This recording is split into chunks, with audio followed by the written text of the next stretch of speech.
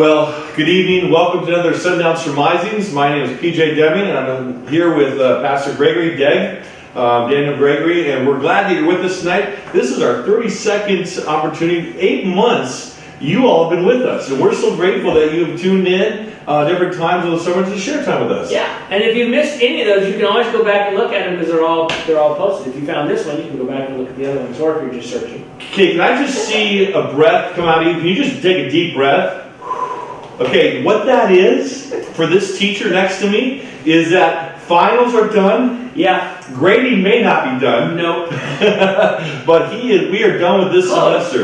Close. Okay. We're done with this semester, and we're so glad that our students and parents and all of us here at Monterey Academy have made it through just a different and trying time. Yeah. Looking forward to seeing them in a relatively short time, less than a month. Yeah, we're going to have them back here at the campus. But one of the cool things that's happened for us, and we hope for you too, is that through this time that we've been together, just strange times, we've been able to see so many pictures of God's goodness. Yeah. And we've been looking at the snapshots or gems of God here recently. Yeah, exactly. But those little nuggets that just kind of to work with us. And tonight, where are you taking us tonight? All right.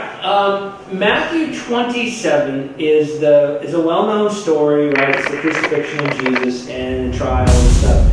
But I want to look at a variant that shows up, and we're going to read it. I'll read it in King James and have you read the NIV. Okay. And the NIV, I think, gets it more right, and we'll look at some of the reasons behind. But in the end, you're left with a decision that you have to make based on the research and scholarship. Okay. And that's kind of what this passage is about. And for me, the insight is to what does that say about the God we know? Okay. Right? It says something about, it's a snapshot, a picture, a little tiny picture that I want to add to or polish on the picture of God, because it's all about His trust and freedom for us. Okay, wow. So we'll take us away. Let's go and all right, Matthew 27. Okay. I'm just going to jump in. Again, I'm going to read King James, and it's not going to have what I'm going to talk about, and we'll put the NIV down below, and you'll see the difference. If you have the NIV or whatever version, some will have it. ESV doesn't, New American Standard doesn't, but others do. Young's, Literal, and a few others do. And you're going to see this. We're going to talk about the reasons, what, where, how, and why behind it. Matthew 27, trial of Jesus, and Jesus has been delivered to Pilate. I'm going to skip down to verse 16 and 17. That's the two verses we're going to focus on. Okay. And they had then a notable prisoner called Barabbas. Therefore, when they were gathered together, Pilate said unto them, Whom will ye that I release unto you, Barabbas or Jesus, which is called Christ? Now that's the King James. Okay. New American Standard has it different, but the NIV, what do you have? So the setting is that Jesus is on trial. Yes, that's true. They've gone through a lot of questions. Yep, back and forth. And now it's the decision time. Right, and they have, thank you for putting that up. So he has earlier said, well, I could release this person, prisoner, and they said, no. He says, well, let's figure this out. And so now at the point in the praetorium, as John calls it, which was the Roman word, Latin word, by the two main pillars, Pilate's chair would have been in the middle, by the two main pillars of the front of the praetorium, you'd have had Barabbas and Jesus. Okay. And I'll use the common names, but we'll get to in a bit.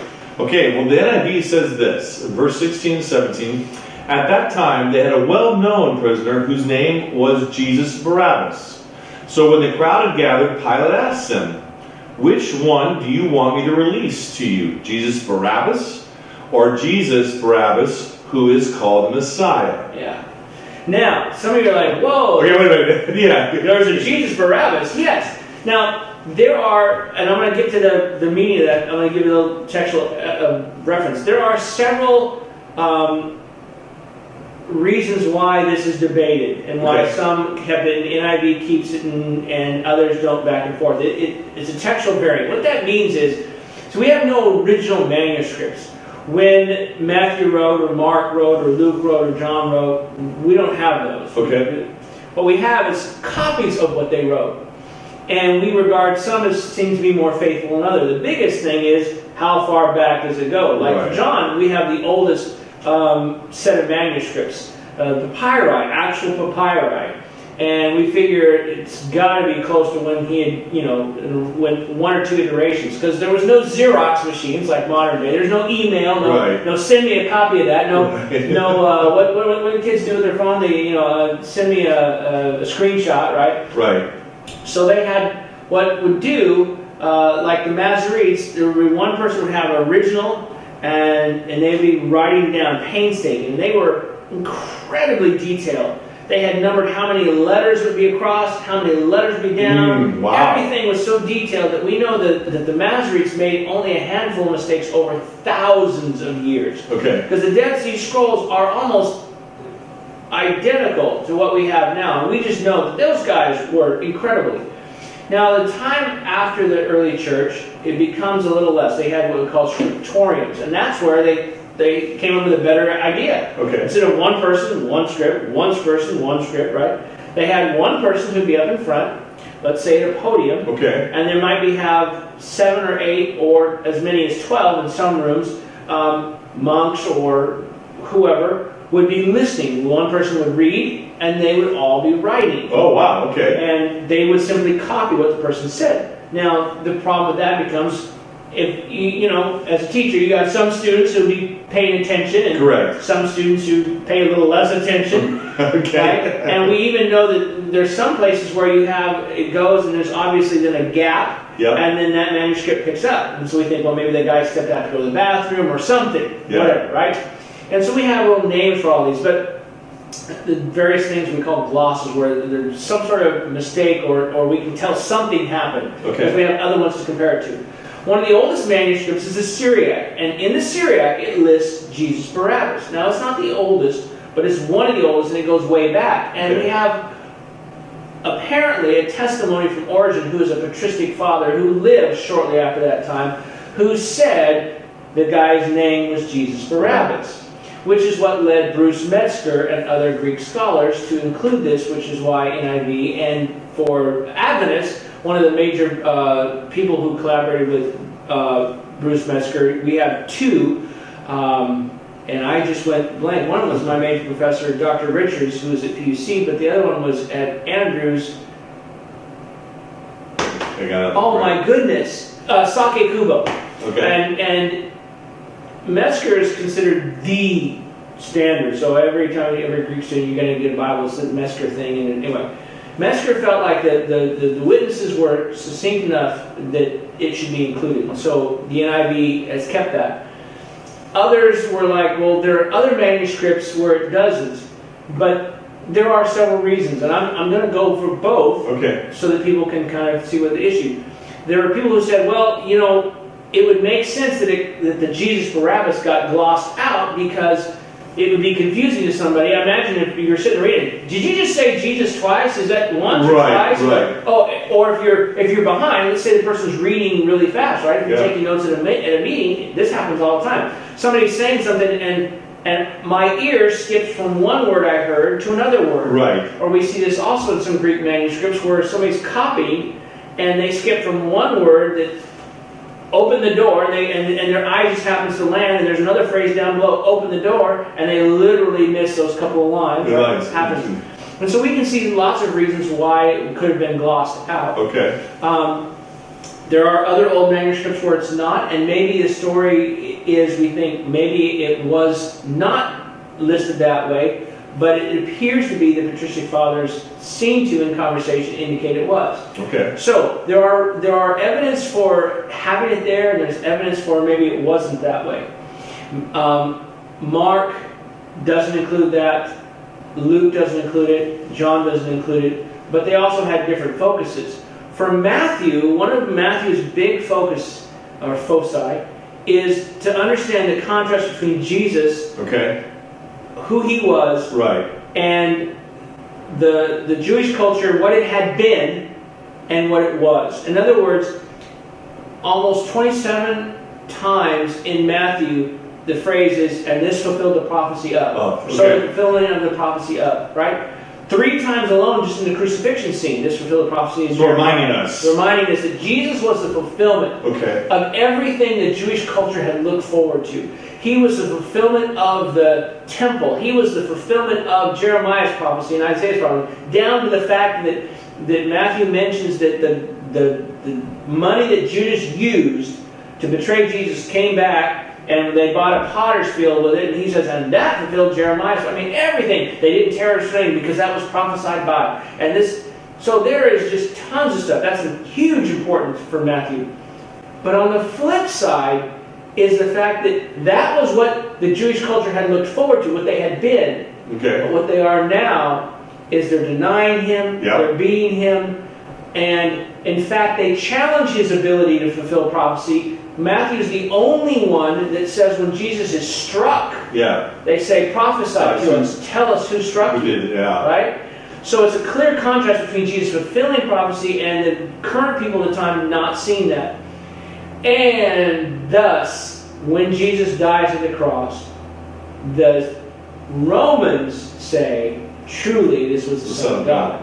Okay, but come back to me now. All right, so we have this contrast, that's Matthew's theme. Okay. Between what it had been, what it became, and the, quotes, round pagans. Now, so you constantly have this back and forth, this between making this choice between what was supposed to be and what is, what was supposed to be and what is, what's supposed to be what is. And in this context, it makes the most sense to see that you have, because the term Barabbas is not actually a name. Okay. A lot of times we say, Barabbas, but that's a title. What's it mean? It means son of the Father. Okay. Abba, right? We've heard that, right? And Bar is son. Okay. And so you have Bar Jonah, Bartholomew, and different cultures will have an indication of that. For the Jews, it's Bar. Okay. So Barabbas only meant that he was claiming to be a son of the Father. Okay. Now we know Jesus claims to be a son of the Father, but these guys won't buy it. Right.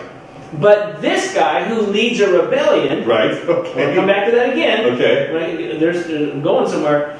This guy who led a rebellion, Barabbas, they were willing to follow because he meant what they wanted. Yes, he was crude. Yes, he was crass. But he was opposing the Romans. He was by hook or by crook going to do it. Right. But notice when Jesus is caught in the garden in Matthew, when they show up, what does he say? Am I leading a rebellion that you come up with me with stabs? Right. So again, Matthew has set it up to show this contrast. And to me, it makes the most sense that it actually was. Because what comes down to, and you have to decide, readers, watchers, whether you're going to read this textual variant as Jesus Barabbas or not. Yeah. Because that's actually the point of the passage. You have, at the praetorium, those are John's words, Matthew doesn't use praetorium, the praetorium, where Pilate is judging. Yeah.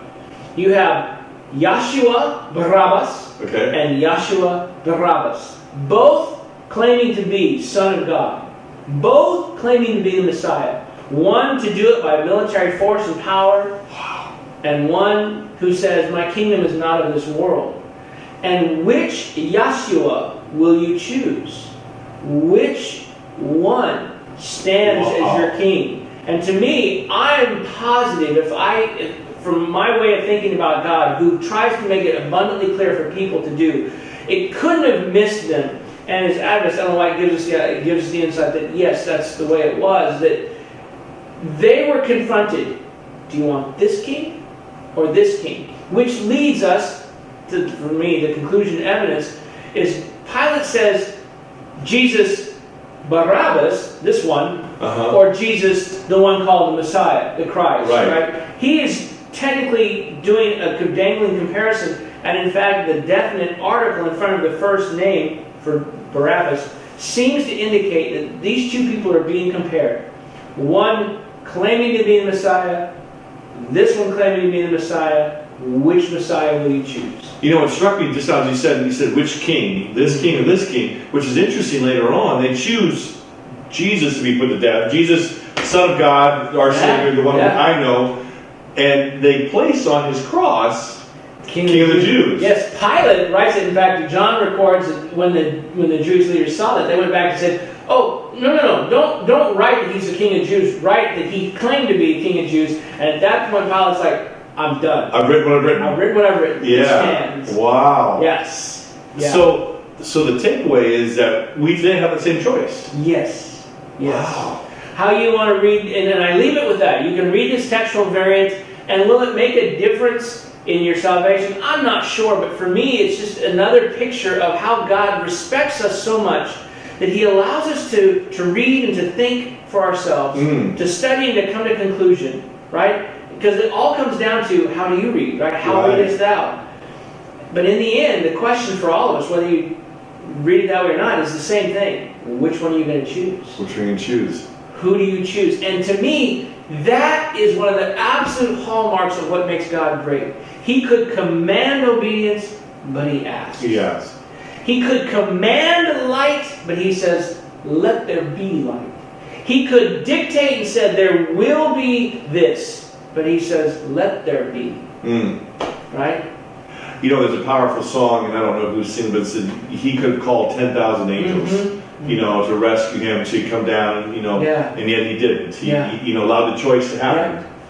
And, you know, tonight, you know, wherever you're at, whatever you may be thinking, you have that same choice. You have that same, the you know, picture, or, you know, which one do you want to choose? Which one do you want to follow? And I hope when we pray that it's Jesus, the Messiah, the one who's went to a cross and died for us, and especially in this Christmas season, a reminder of that greatest gift that we have. Especially with the notion at this time of year, this season, who's your king? Who's your king? Well, thank you so much for joining us tonight. We're glad that you're here. If you'd like to contact us, Gregory at montereybayacademy.org or principal at montereybayacademy.org. Reach out to us. Let us know if you have some thoughts as we head into the new year. You know, we're ready for some new material. If you have some ideas for us, we'd love to do that and look at those things and talk together with you about those different subjects. So thanks so much. Have a great and wonderful evening. Bye.